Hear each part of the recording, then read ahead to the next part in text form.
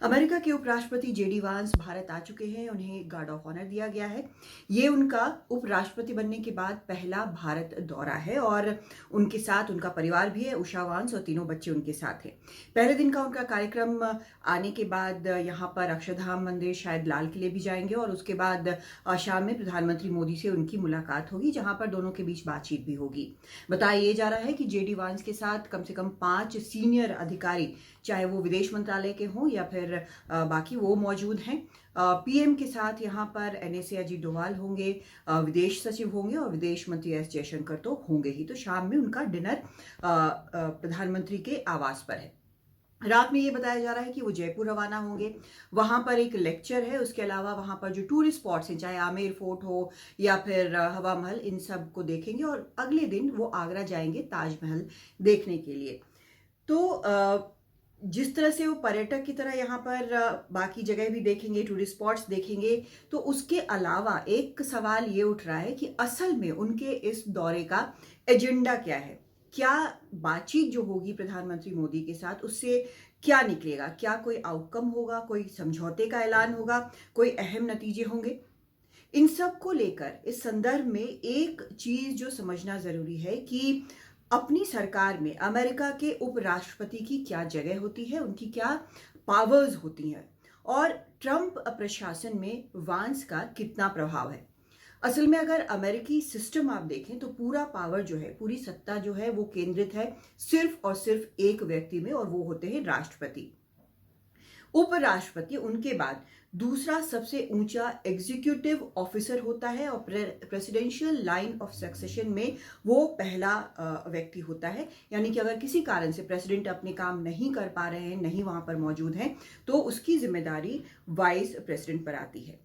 अमेरिकी सीनेट के भी अध्यक्ष होते हैं उपराष्ट्रपति वहां पर अमेरिका में। लेकिन मॉडर्न सेंस में अगर हम देखें तो कूटनीति के मामलों में काफी दखल होती है। और एक तरह से अगर आप देखें कि जेडी वांस का जो रोल रहा है, म्यूनिख में उन्होंने जो भाषण दिया था, एक तरह से प्रतिनिधित्व उन्होंने अमेरिका का किया था और कूटनीतिक मामले पर वो बोले थे, रूस यूक्रेन युद्ध के मामले में बोले थे और खलबली मच गई थी खासकर यूरोप में। तो एक तरह से वो संदेशवाहक होते हैं राष्ट्रपति के। यही वजह है कि जो उनका दौरा है भारत का, उसको लेकर पूरी दुनिया की नजर इस पर है कि वो क्या कहते हैं और भारत के दौरे से क्या कुछ निकलेगा। तो सबसे पहले तो ये कहना होगा कि भारत दौरे का, जेडी वांस का जो वक्त है, वो बहुत अहम है। क्यों अहम है?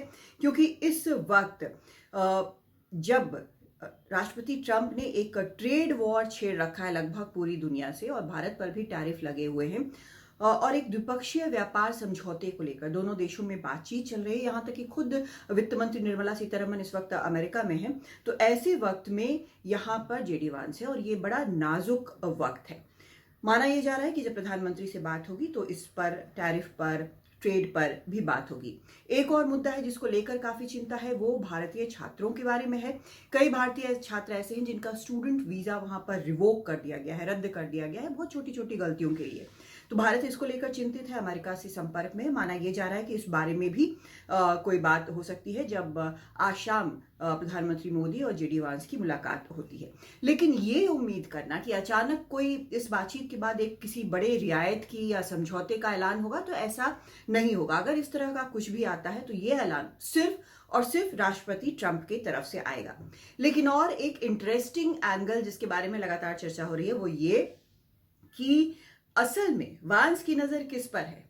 वांस की नजर है इंडियन अमेरिकन कम्युनिटी पर, जो आज की तारीख में वहां पर न सिर्फ बहुत पैसे वाले माने जाते हैं, बल्कि राजनीतिक रसूख भी रखते हैं और राजनीतिक प्रतिनिधित्व भी अब उनका है।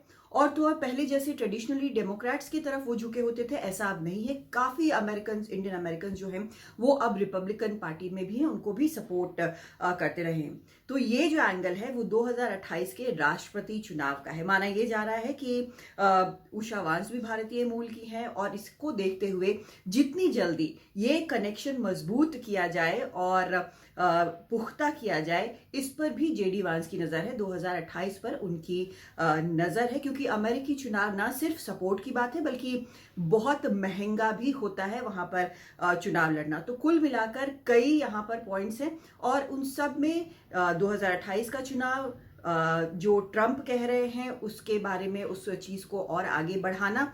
और तो और एक जो फैक्टर और है वो ये है कि क्योंकि सपरिवार यहाँ पर जेडी वांस आए हैं तो उनके बच्चों को अपनी भारतीय विरासत की भी यहाँ पर एक झलक जरूर मिलेगी।